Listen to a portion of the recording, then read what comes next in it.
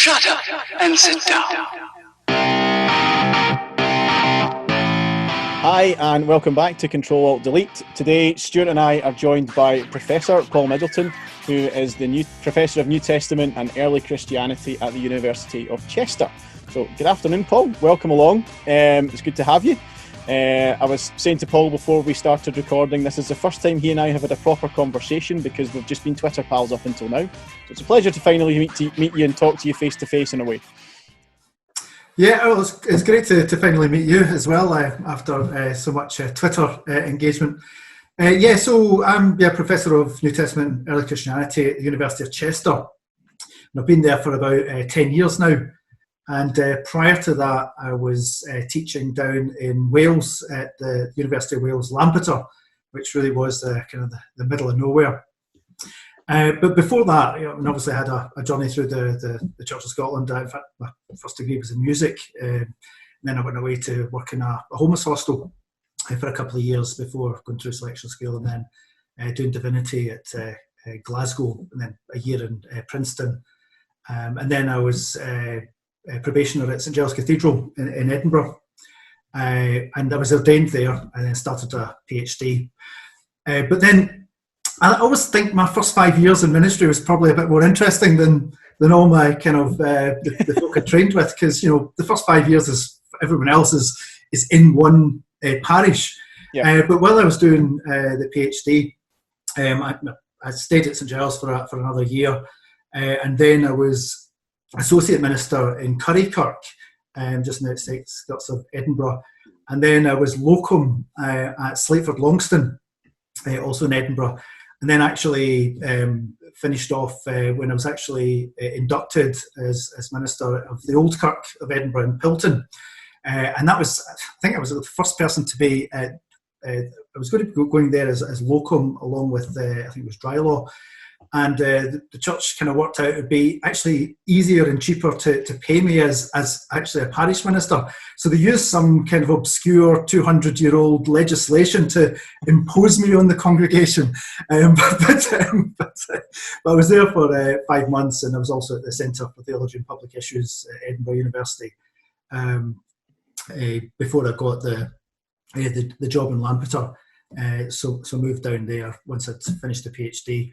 And I kind of work now in the area of Christian martyrdom, Second Temple Jewish martyrdom, violence, more martyrdom. So I've just edited the kind of Wiley Blackwell Handbook of Christian Martyrdom.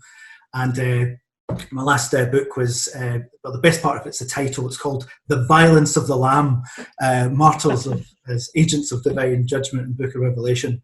So that's kind of where I've been and where I am. So had your ambition always been to be an academic then? Is that just some sort of something, or did that come out of your studies when you were did you just find a specific area of theology and divinity that you were really interested in? Yeah, I mean, obviously when I started training in Glasgow, I just assumed I would go into ministry to Princeton because I could, it was just a doss about for a year. It's a lovely place, yeah. I came back and working at St Giles, and it was just through the studies I got particularly interested in the New Testament, and in Glasgow those days it was John Barclay, Joe Marcus, and John Ritchie's. I mean, really, three superb titans, standard scholars all in one place. So Glasgow really was kind of internationally renowned for New Testament there. So with their support.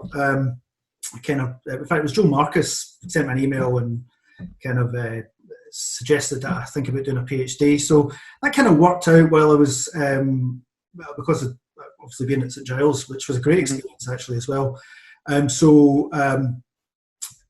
I was ordained there, I was able to kind of work part-time and do the PhD.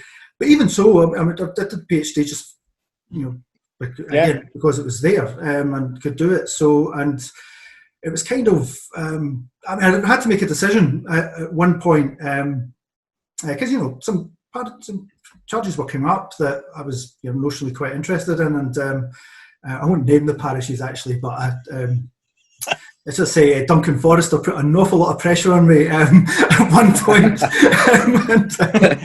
and I really had to make a decision what I was going to do. And I mean, obviously, I was a parish minister for 5 months, and had I applied for a charge, I would have obviously felt I had to kind of go through and spend 5 years there.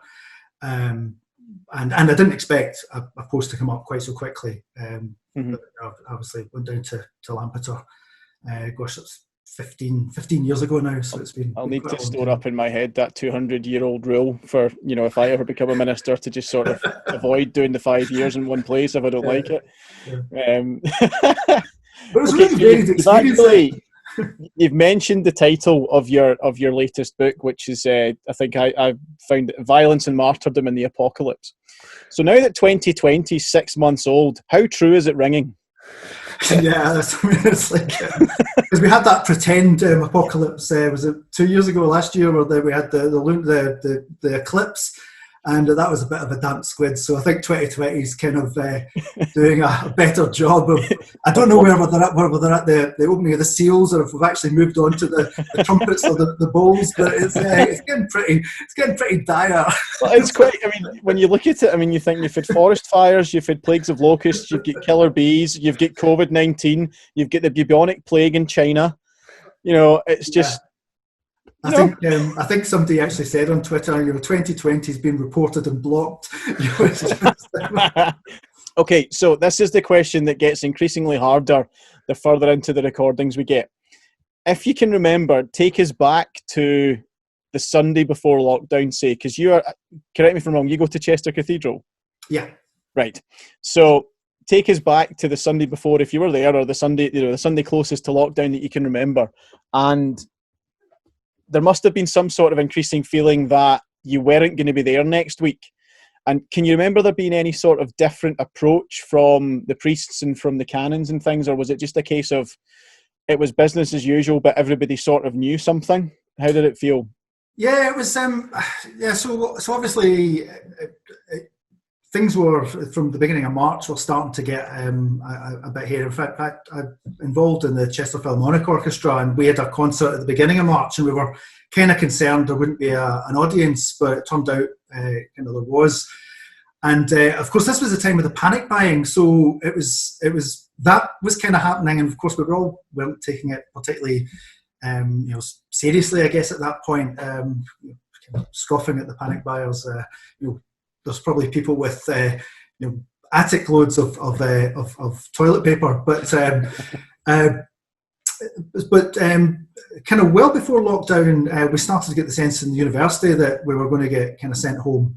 And as it happens, it was a good week before the lockdown that we got an email on the Monday to say, tomorrow 6 o'clock, that's it. You've all got to be home and move everything away. So that was the kind of moment where there was kind of probably maximum disruption, because I don't work at home. I've never really done, so it's been pretty difficult kind of doing that. Yeah. So I brought my desktop home. I'm on my dining room table, and so that was the kind of first thing. And all the teaching was obviously had to be moved online very quickly when it was the end of term. So just before that was the last Sunday, and I don't think on that Sunday we were expecting that to be the last Sunday, to be quite honest. Right. The Sunday before was just normal, but this Sunday when we walked in, there was, all the seats had been laid out 2 meters apart. Social distancing, basically. But I have to be honest, actually, like the person that was 2 meters away from me on the next seat was nearer to me than they would normally be on an average Sunday. So, I was like, and anytime somebody coughed, everybody looked at them really accusingly. So obviously, in the Church of England, it's obviously a bit more ritualised, and communion is the kind of central element. So there was all this great ritual of hand sanitising and so on, which was actually quite funny. But and they'd actually made an announcement that they'd actually ordered a huge amount of hand sanitizer, so that in subsequent weeks, the congregation could, I can imagine that you would go to one station, get sanitised, and then go and receive well, it was actually, even that Sunday, it was just the wafer, the bread, in one, so communion of one kind. So we weren't really expecting anything different. Yep. In fact, the anthem was quite funny because that was like "Wash me thoroughly from my sins." It was very very appropriate to COVID. So I kind of left there and went to Starbucks because that's what I always do as well on a Sunday. It's cathedral followed by Starbucks. Part of your ritual. And my large skinny sugar-free vanilla lattes. So just kind of left without really expecting anything to be different, and then that's when things closed down that week, and that was the last time I was in church for that week. So it was.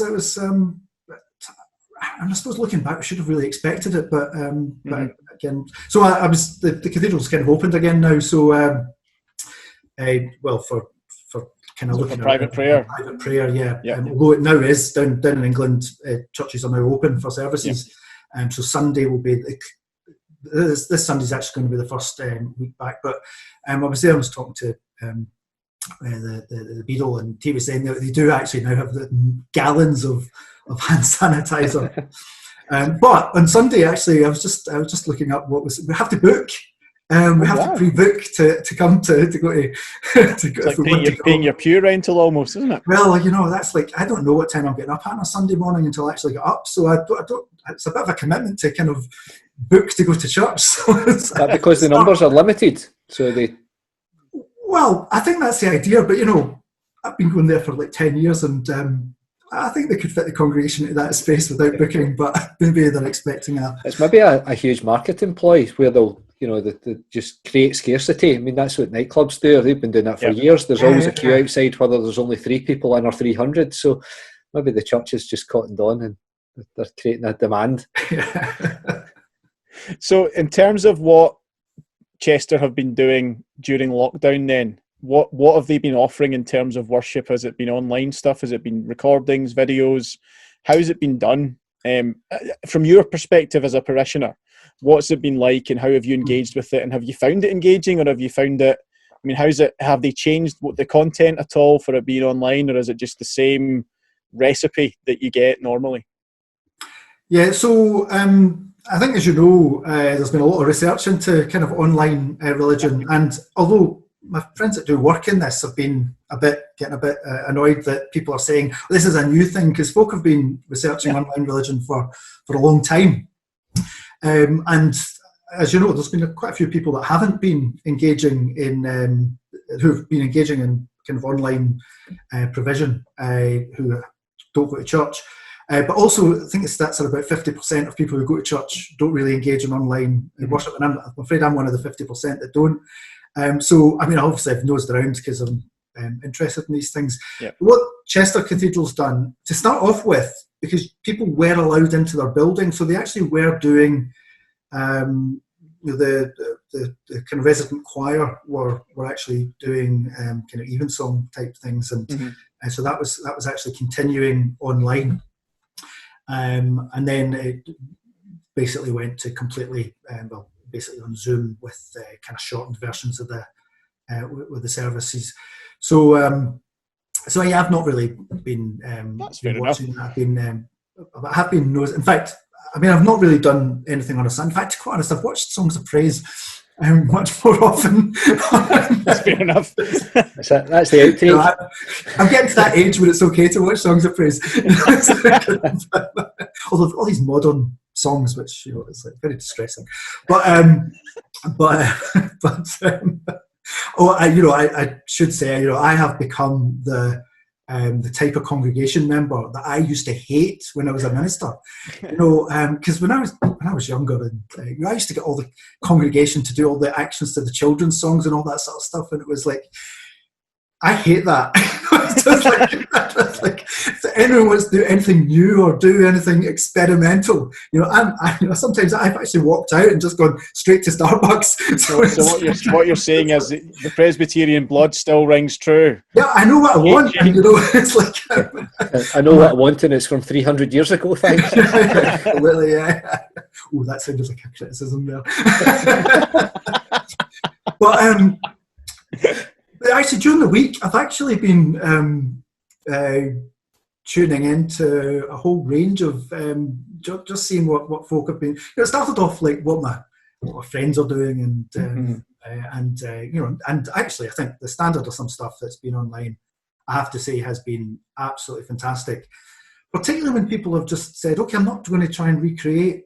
The folk that do the talks from the beach or the garden or so on. Although somebody who is a Twitter friend of mine, we were at university together, I won't name him, does a much more traditional sermon online, and actually a really good preacher.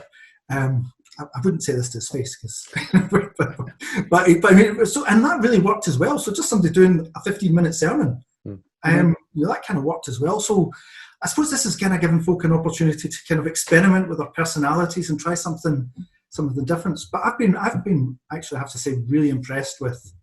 I haven't done it on a Sunday, but I've kind of watched what folk have been doing. So, I guess people can become kind of consumers of religion, and I suppose. I guess that's why I am there. It's. I guess that's why the cathedral stuff doesn't quite translate, because it's an experience, isn't it? It's about the music, it's about the physicality of the space, and also the receiving communion. So there's a lot of kind of moving around. There's a lot of sound and smells and taste, and you can't replicate that online. There's just nothing you can do. I think that's exactly right. I mean, it doesn't kind of work, and I'm not even. I mean, if I was totally honest, just going back to in a Sunday service, if there's no choir, and I'm not actually sure if I'm not sure I should be admitting this actually, but I think people maybe underplay the kind of church's entertainment kind of. Yes. Because I complain about the hymns and stuff on Facebook all the time, and people consistently remind me that that's not there for my benefit. But actually, I think church's entertainment is something I think people maybe ought to take. It's a pastime, it's a hobby as well. And I guess that's what some of these kind of online experiences are doing. I mean, that's obviously not what folk are principally thinking of, is how entertaining it is. But actually, the range of stuff on offer really is. It's a very broad spectrum. And it's hitting those. I think it hits those. And if it's not any good, people won't watch. I mean, there's so much other stuff that they could be doing, or they can be tuning into. And now, somebody said previously, you're not stuck with your local church anymore. You can go anywhere. There's all of a sudden there's 3,000 options on a Sunday morning, and you can pick one. So if the one that you're used to is not any good, then people will move around and they'll either look for something else or they'll just not bother. Yeah, I mean, I've got a friend who she and her husband normally go to, and there's the Iron Brew. That's what I wanted to see. Extra. It's not just extra. Iron Brew. Yeah. There's sugar-free cans down here. They would traditionally go to, they would go to the Sunday morning service at Motherwell South, but then go to the evening service in Hamilton St John's. I think it's St John's. Is that where? St John's. And what they do now, because Motherwell South service is a pre-record, they watch that when they can, and Hamilton St John's is live, so they watch that first. So they've actually changed their church habit in a way because of what's been made available to them. I mean, live church frightens me on Zoom because there's so many things that can go wrong. And I just, if I'm asked to do a service for Motherwell South, it will be a pre-record because that's what we do. But I don't think I would want to do it live anyway, because what if I swear? What if I say something inappropriate? What if I do this? What if I do that? Do you think that on a Sunday morning when you're doing it? No, because I don't write it in my script. Unless it's part of the sermon to kind of deliberately be thought-provoking. But I mean, it just sort of, it's really opened a lot of people up to what else is out there. And it's, I mean, even within, I don't live in Motherwell, I live in the south side of Glasgow, and within a 5-10 minute drive of our house, there's probably 4 Church of Scotland's, and each one of them's doing something different because it's what their congregation needs. And it's coming, so like we had Catherine Beattie on, who's from Giffnock South. She does hers effectively as a podcast, and it's maybe 15 minutes. It's a prayer, it's a thought, a sermon, and a Bible reading. But then there's someone, there's other folk within the parish or next door who does a full service. because that's what their congregation wants and needs. And it's quite an interesting way of understanding how people are effectively ministered to in those situations as well. So that's been quite an interesting thing to observe and hear feedback on as well across this last 12, 13, 14 weeks, however many of these that we've done. It's only weeks. It feels like years. I know. I think it's 110 days since I was sent home from the office. I've been counting it on Facebook each day. So, but I suppose the thing is, when you're watching something online, you get the interaction between you and whoever's doing it, but what you miss is the congregational aspect. I mean, one of the things we were asked to look at in the Theological Forum way back was this concept of online communion, and just kind of offer some thoughts. And this was a big thing in the Church of England as well, which is not allowed actually in the Church of England. And the Methodists have said it's not allowed. Now, whether people are doing it or not is another matter. But so why do you think that is? Why the differences then? Because the Church of Scotland was fairly quick to say, yeah, that's okay. We've had a bit of a think about it. The kind of issues around, I guess, the kind of are people present, which is always going to be a big question. And I guess, and depending on your understanding of what communion is and how it works, then that becomes a bigger question, doesn't it? If you believe in transubstantiation, then it's a massive issue if you're not there at the time with the elements kind of thing. And if you believe in something slightly different, then it becomes less of an issue, does it? Yeah, that's absolutely right. It's to do with presidency and consecration, and the Church of England do have very strict rules about when communion can be celebrated and how it can be celebrated. So, and I suppose people got hung up about this kind of virtual communion. It's not really virtual because it's real. It's online, and I think online and virtual are two kind of different things. And I suppose the communion aspect of it seems to me to be entirely possible online. There is a more interesting question about whether you can do it not live.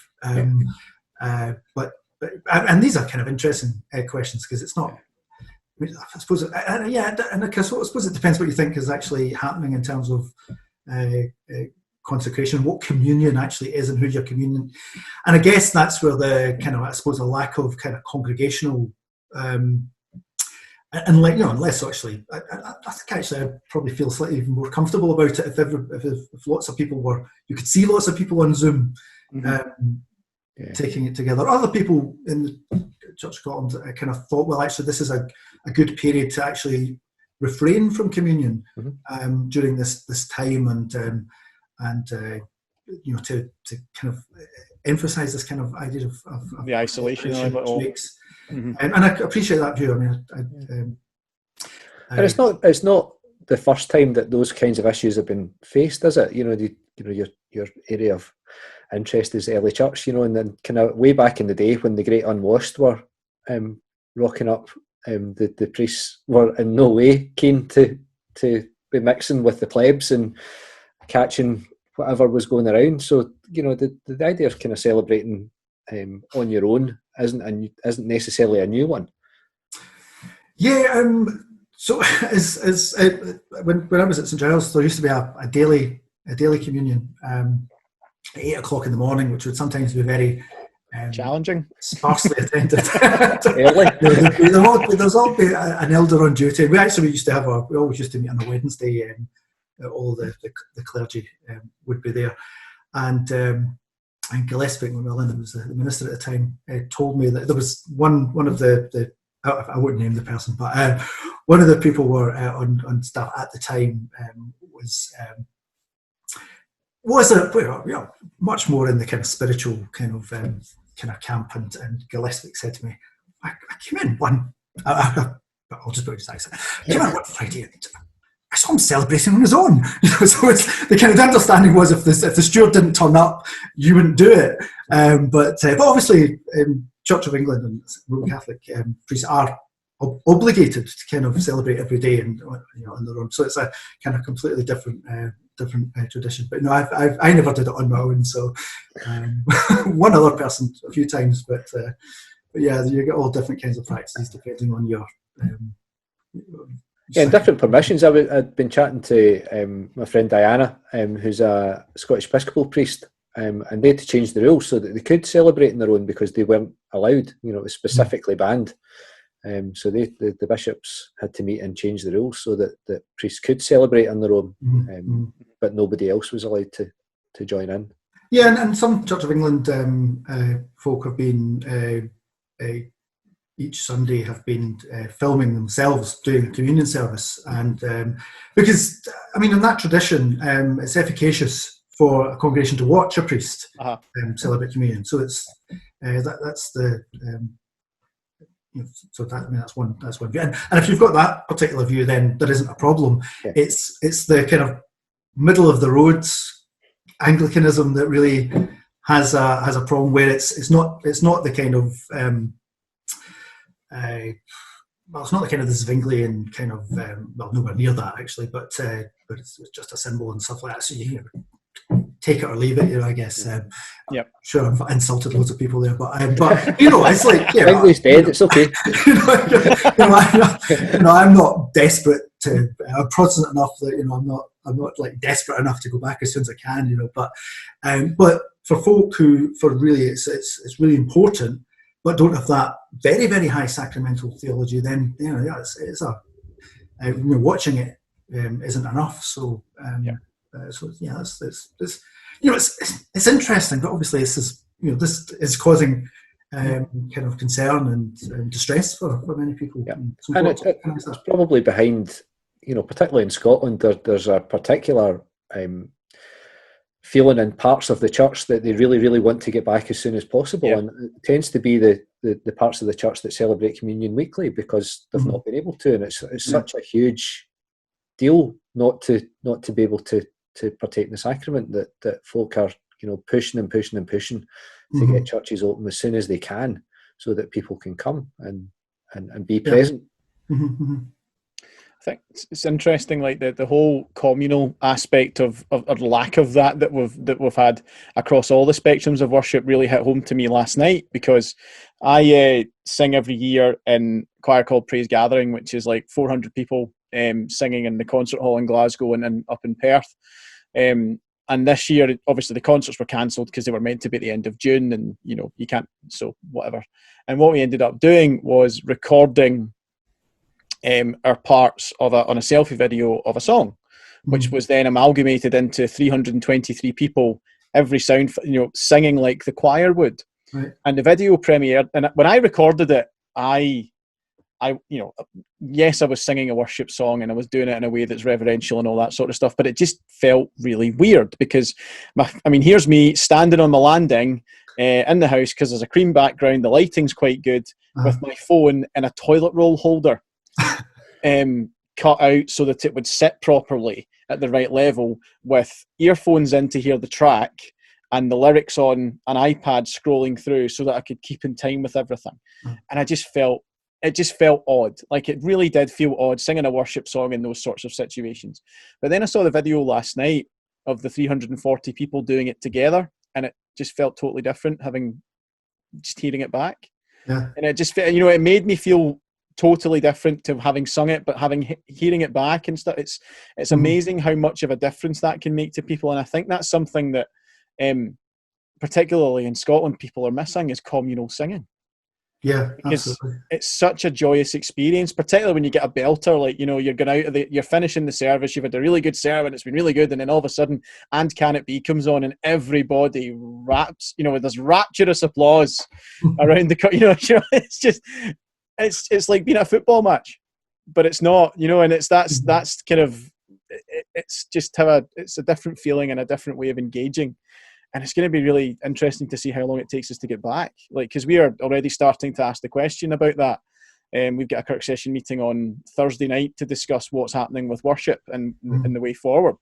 Because I think some churches are talking about maybe doing smaller services and limiting people and all that sort of stuff. But and there's others like opening for private prayer and things like we've been talking about with Chester and stuff. But it's going to be really interesting to see how different congregations do that, because there'll be all sorts of, like there has been with the online stuff, there's going to be all sorts of different approaches to communal worship becomes a thing again.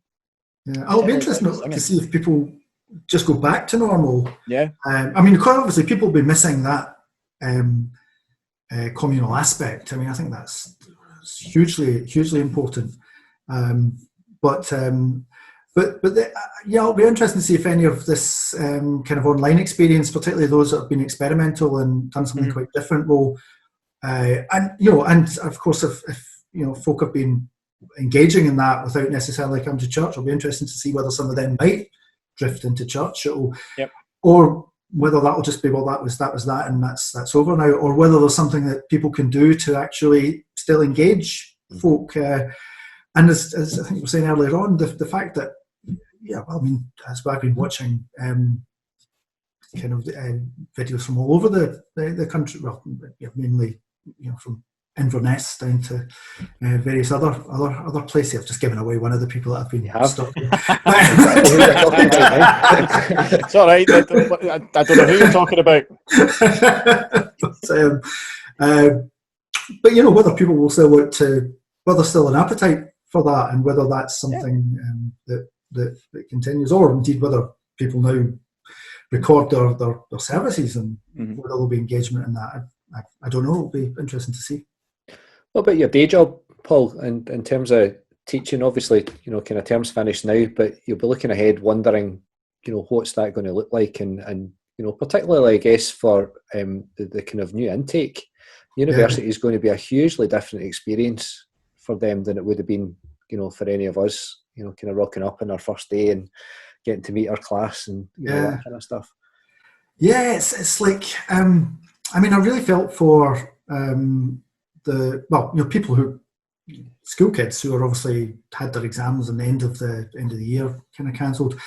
That day, it was because it was so quick. We were only a few days away from the end of the Easter term, so there wasn't much teaching left. There was a few weeks after Easter, but we actually had some of our final year students in tears leaving the building because they knew they probably wouldn't be back, and that was the kind of end of their kind of academic experience. And kind of Chester's one of these places where there's a real communal feeling in the department. We're in a building on our own with all the offices and the teaching spaces, so there is a real sense of community. So it really did feel like quite a wrench. It was quite emotional, and with colleagues, we were standing there for quite a bit, like at 5 o'clock the Tuesday night, computers in hand, and actually that was the last time I'd physical contact with another human being, actually, until my support bubble, which only came into being like 2 weeks ago. So that struck me a lot of the time that I didn't touch another human being for whatever it was, 12 weeks or so. Those that live on their own have had kind of a interesting experience there. But so we then all had to become experts in online teaching, which is an interesting experience on itself. It's exactly the same kind of questions that I guess folk that are putting services on. Do you do just what you normally do? Do you do something a bit different? Do you give activities and so on? And then thinking ahead to next year, and of course we all had to change our assessments, particularly with exams, and try to come up with new ways of doing all that. But so next year, it makes a huge difference whether the social distancing is 2 meters or a meter. 2 meter means you can have 15% occupancy, whereas a meter's a bit different. So, and that's I'm told that somebody's gone out and spent a lot of money on 2 meter distance signs. So that'll be changed, obviously. Yeah, but because we've got the signs, whether that'll be changed or not, we're keeping it. So the money. At the moment, I think what's going to happen, all of our teaching next year is going to be online, at least. It'll be online for everything, but I think students across the country are expected to actually go to their institutions, right? And so there'll be some socially distanced teaching. Again, it makes a huge difference whether it's 2 meter, a meter, or whatever, or screens or masks or Because of course we're dealing with, I suppose with schools as well, we're dealing with an age group who are not particularly affected particularly seriously. So the issue is more, it's teachers and lecturers that are in a higher risk, although, obviously that depends on age and health and things like that as well. So, and we've obviously got that 18 to 29 group is the group that's least likely to follow any guidance. And as we discovered down here, people who have been drinking are incapable of social distancing. Who would have thought you needed to open the pubs to learn that? So there's going to be quite an interesting experience. One of my modules is going to be one of the social distance face-to-face. It's this kind of dissertation preparation. So and so depending on what the social distancing is, I might have to do that 4 times, and then plan the online activities. And some colleagues are just simply going to lecture online, which we had a bit of practice at, and it seemed fair enough. But yeah, the students who have had this rubbish experience at school, finishing school, are going to come to university, and it might last a whole year, it might last a few months. I mean, we just don't know at this stage. And we're obviously in the university sector a bit worried about whether students would even come or put it off. But but then you can't take a gap year, you can't go travelling. There's no jobs, so and so we just don't know. So I guess we're in kind of the same boat as churches. There's kind of interesting parallels with the kind of experiences there. Yeah, absolutely. I think it's really interesting as well seeing, I think there was an article yesterday I read in the BBC saying that 13 universities in the UK are now financially very, very insecure because they've just lost so much from, the perfect, students coming from abroad, for example, and things like that. And you look at what they've done in America, where they've said that foreign students who are learning online can't stay in the country anymore and things like that. It's really it's a massive impact for the academic sector as well as everybody else, if not more so, because they're so reliant on students coming from different countries and things as well to kind of help maintain and secure finances and so on. And it's quite an interesting perspective because part of my job, my day job is working in engineering research and development work, and there's a lot of, and the government they've been putting a lot of money into that recently anyway, but now universities are going to start to see that as an even more, a much bigger potential to kind of secure their future and stuff. But is there anything like that for theology? Is there anything like that for, it's quite an interesting, do you need to start thinking, actually, there's more that we need to start thinking about here? And, Stewart and I had many conversations about the parallels of just now versus what happened during the Reformation, for example, because the Reformation, you had the printing press. And that allowed things to be produced at a much greater rate and much quicker than before. And then now you've got things like Zoom, and you've got Skype, and you've got Teams, and you've got all these things where you can do stuff like this, whereas 5 or 6 years ago, not many people would have had the capability to do this. So it's quite there's a very interesting thesis to be had in there somewhere, I think. Yeah, absolutely. Or several. It's quite an interesting thought. Yeah, and that's a really important point actually about access to information and so on. And the printing press is access to information. It's probably even more revolutionary than Zoom and so on. But you're right. If this had happened 10, 15 years ago, we wouldn't have been able to adapt quite as. Maybe I'm misremembering how. Well, if you think about 15 years ago today was the 7/7 terror attacks. And if you think back to the technology you had then, we read up on that in newspapers the day after they'd happened. You heard about them through a phone call to your smartphone, which had a really, really terrible internet browser on it, which meant you led line by line text.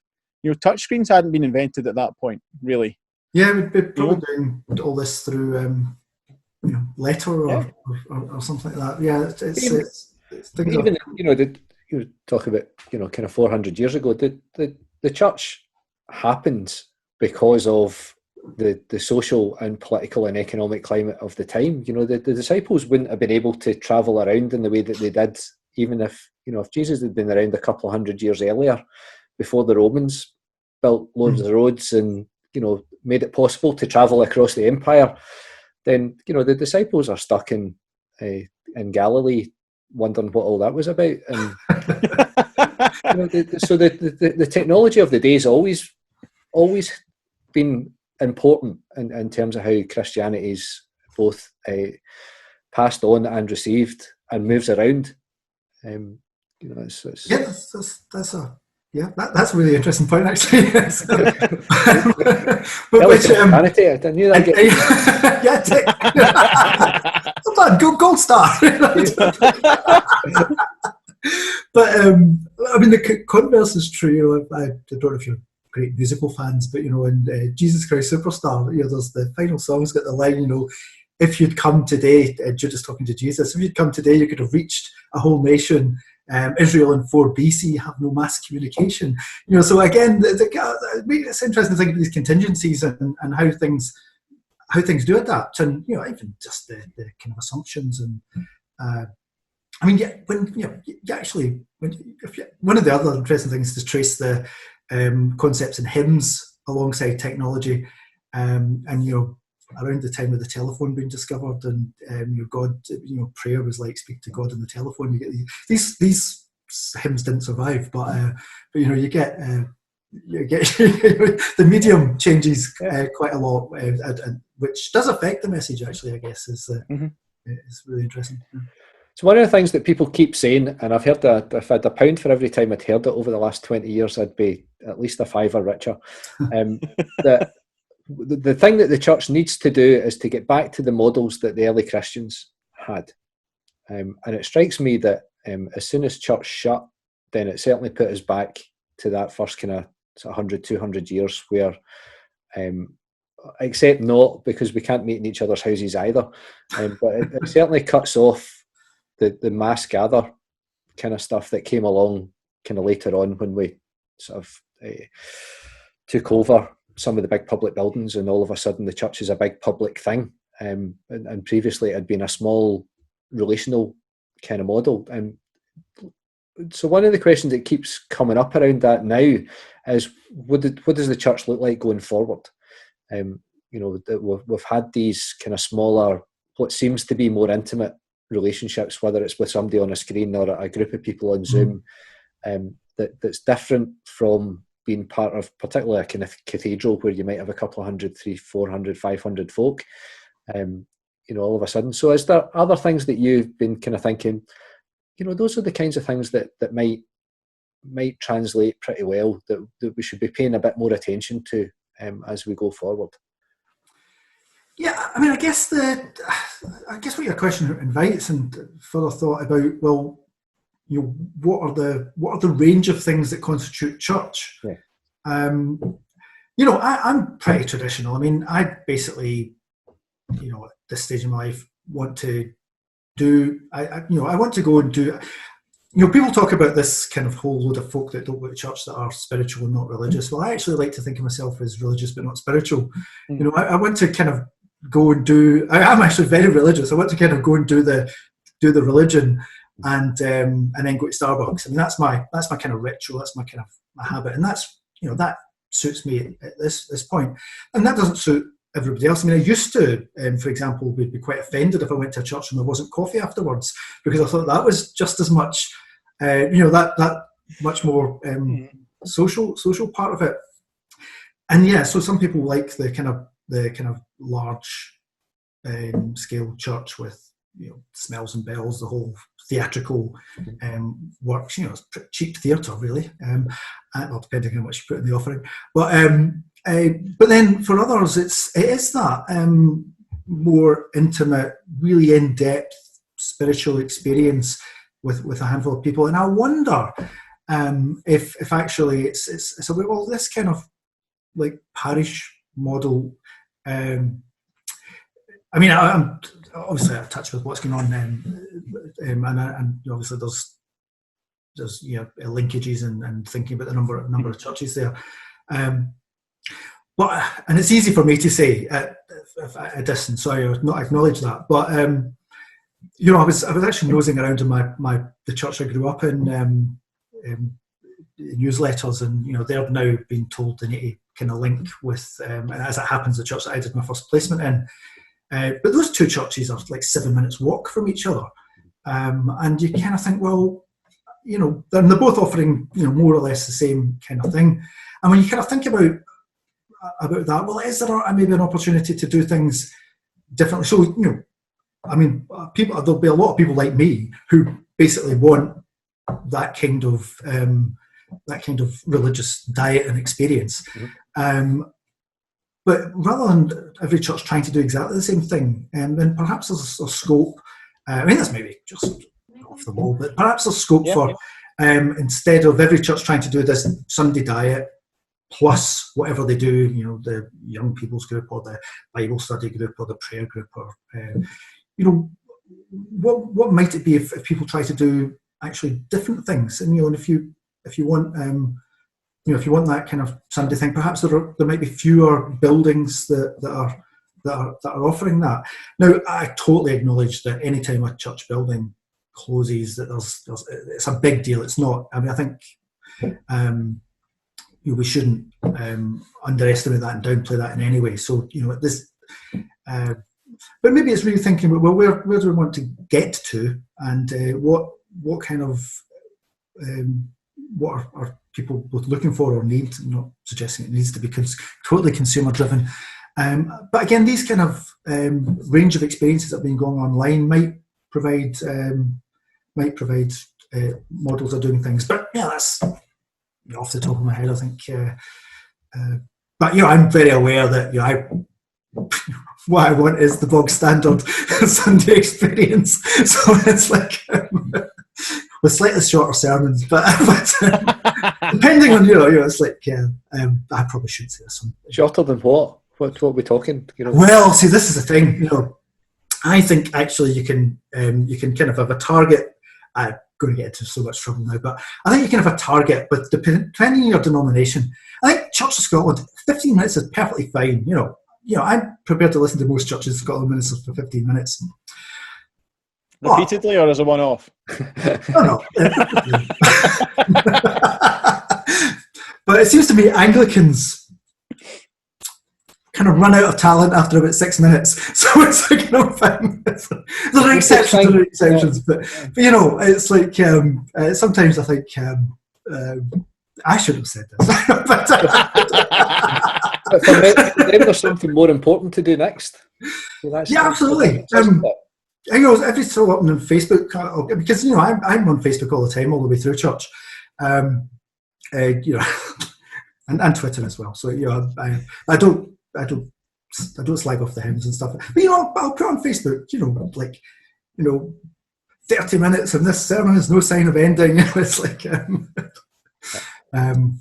although you know, there's not an awful lot of difference between a long sermon and a hostage situation. I know, well, that was. I have to say they're not normally that length, but I was at the Chester has a mystery play every 5 years, and we had some A-level students with us, so we took them to the mystery plays, and the person that had been preaching the Sunday before saw me in the line and came up and said, "Oh, I hope you enjoyed my sermon on Sunday." Oh, that's a very dangerous thing to say.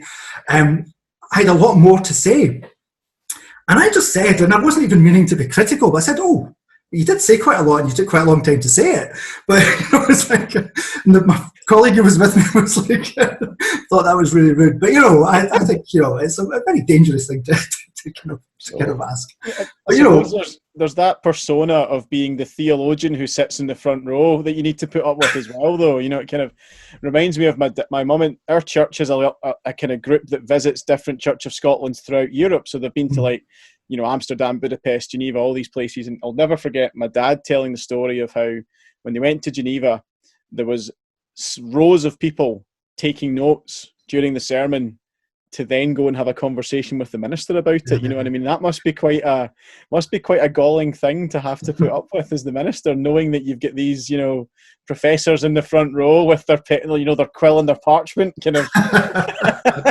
Twitter or Facebook. Exactly.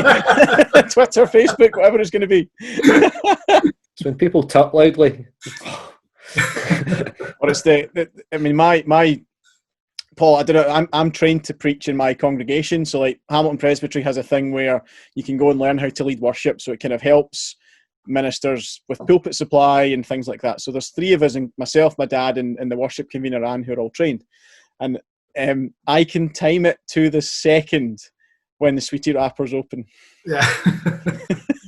Well, one of the, it was my first placement. I had actually preached a few times in a Baptist church in London, and they were used to longer sermons. So I did my first sermon in the Church of Scotland, and my supervising minister said to me, and I think this was the perfect thing to say, and I think he said, "That was great. You had 3 brilliant endings, but you didn't stop at any of them." It's like, and I think that's that stuck with me, and I think you don't have to say everything in the Right, so we need to ask you about martyrs then. Oh, there can't be much fun to be had there. Oh, you'd be surprised. Why the interest? What drives that? Yeah, that's a really good question. So when I was in Princeton, I did an independent study with one of the lecturers there called Brian Blunt, who was actually working on a commentary on Revelation, which is, this was 20 years ago, wasn't it? So that's a really good commentary on Revelation. So I did a kind of independent study, and the essay I wrote was kind of on martyrdom in Revelation. And then when I went to see Larry Hurtado in Edinburgh, who would be my PhD supervisor, he kind of said to me, with a chat, and then he said, "Well, there's the trouble with British PhDs." He was American. Is you've got to they're only 3 years and you've got to hit the ground running. So what are you going to do? And I hadn't really thought about it. So it was I'd thought about doing something on like the Jews in the representation of the Jews in John, or more work on martyrdom. So I just said martyrdom, and I kind of felt it was since I said it, I had to do it. So so I did the proposal, and basically arguing that martyrdom was far more common in the early church, particularly as people volunteering for martyrdom, which was kind of later dismissed as an aberration, but arguing that this was far more common, and the kind of worldview that enabled that to happen. And then after I'd finished the PhD, and it was published as Radical Martyrdom in Early Christianity, I was asked by a publisher to do there's a series called Guide for the Perplexed on various topics. So asked me to do Martyrdom, a Guide for the Perplexed. So that was on kind of Judaism, Christianity and Islam, which actually was a real challenge as that happens. It's quite a short book.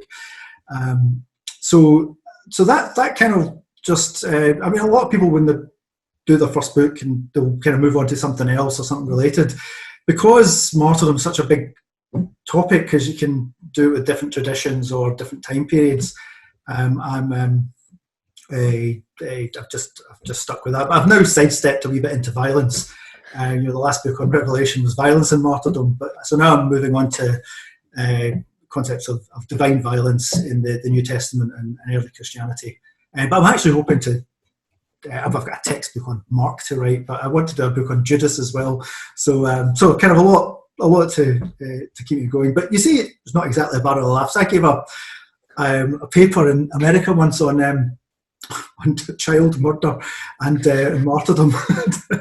And somebody came up to me afterwards and said, you're the only person that could talk about child murder and make it sound like a laugh. So it's like. That shouldn't be taken out of context. Yeah, that's for sure. Don't worry about that.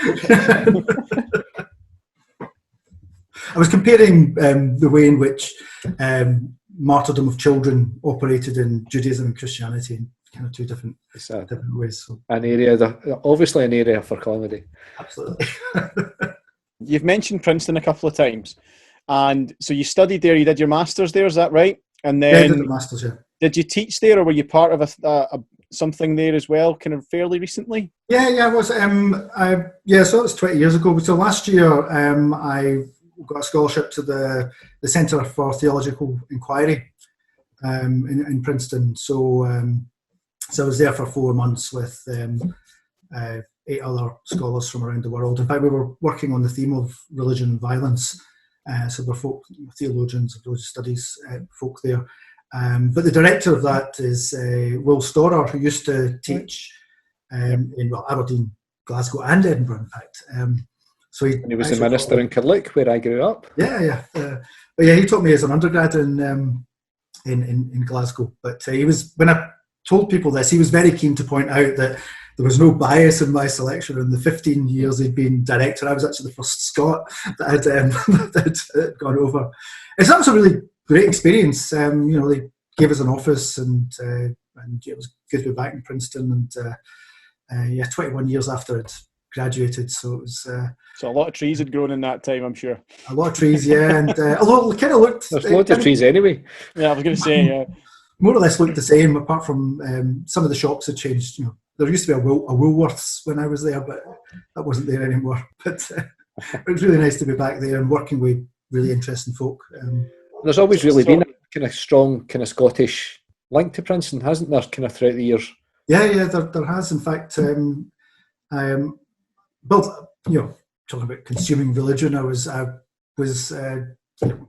had to decide where I was going to go, and I started off with this idea I'd go 3 weeks around the place, 3 weeks at a time.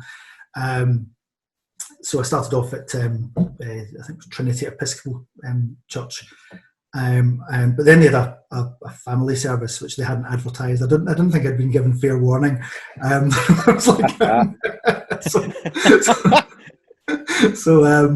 because I'm really habitual. So once I start doing something, I'll just it was the same when I came to Chester. I was planning to go around and see what was there. I went the first week to Chester Cathedral, just ended up staying there, on and off. But even if I had been thinking, I really enjoyed it. It was really good place. But the family service without warning was enough to send me over there. So I went to Princeton University Chapel, where I actually graduated from Princeton. And that was absolutely great, actually. I mean, massive 80 strong choir, and the students, and different preacher every week, and it was so I ended up just going there each week. But in Princeton Chapel is the Glasgow flag, the Glasgow City flag, and it's kind of marking the fact that there's a whole stream of Scots, and Princeton has a very strong connection with both Glasgow University and St Andrews University, and there's a Scottish scholarship as well. Don't know if that's still going, but it certainly was. There was the kind of international institute thing where for folk from Scotland would go over. Lucky enough to go in that 1 year. Years ago. It's brilliant. Yeah. To be fair, it's great. Yeah. We've talked a lot about what we're thinking about doing, but what is next for you? Well, I'm desperate to get back into the office because that's where all my books are. So it's like, as I said, I've not really adjusted to working. Well, I've adjusted. I've had to work at home. I've a lot of marketing and so on. So, well, the next thing, of course, is preparing for the new term. All of our conferences have been cancelled. I was due to go to Wuppertal in Germany. Some of them are online, some of them are not. I'm due to go to Boston in November, but that's certainly not happening now. But yeah, I guess it'll be really the challenge of putting our teaching online and coping with the new normal, and we don't know how normal and how new that's going to be. I mean, because there are some people that actually think this kind of blended learning kind of thing about some stuff online, some sort of face-to-face is the way universities should be going. I'm not a fan, but not just the church, that is affected by this, and I think that's crucial. Absolutely, and one of the interesting questions is like, what is in future for society in general? Is there some things which we can adopt? I mean, meetings, for example, is been to a couple of meetings where the attendance has been much larger than it would normally have been, so that's folk have discovered they can work from home. I've got friends that that means they don't have to commute, and that might make a difference to city centre office blocks. Will there be? It's entirely possible. 5 years' time, this will be a blip, and we won't even remember. Exactly. We'll still be doing our international travel and all that sort of stuff. I mean, I think it'd be a shame if we don't take the good parts of this. But it's just getting to the stage where I guess people are fed up. I think that's obvious from the behaviour that you've seen from people over the last week or so, that people are fed up with it, and I understand that. Like, we had a session a couple of weeks ago with the young people from our church on the Sunday morning, and we were talking about, it was the day after Bournemouth Beach, with 500,000 people on it, and that was the question, because they were wanting to discuss, right, what do we do if there's a second wave and what's next and all that. So we started talking about that, and there was an incredible amount of empathy there that I would not have expected at all, from kids that age, where they absolutely understand why people are doing it. They don't agree with it, but I think that generation, I mean, they're 14, 15, some of them, kind of almost adults legally in Scotland, and it's taught them to grow up very, very quickly. Some have found that very difficult, some have found it very easy, and it's going to be an interesting challenge to address. And there'll be lots of challenges, particularly education, the disruption to education. I mean, it's something which is going to be quite difficult. I mean, I don't know what the long-term effects of that, and I guess resources will have to be put into just making sure that people aren't left behind. It remains to be seen. I mean, there's obviously we can look in the bright side of this and see what are the good things, but there's going to be a lot of negatives as well. And I guess I'll just see whether we flip back to normal or whether there will be a new normal. It's really interesting times ahead.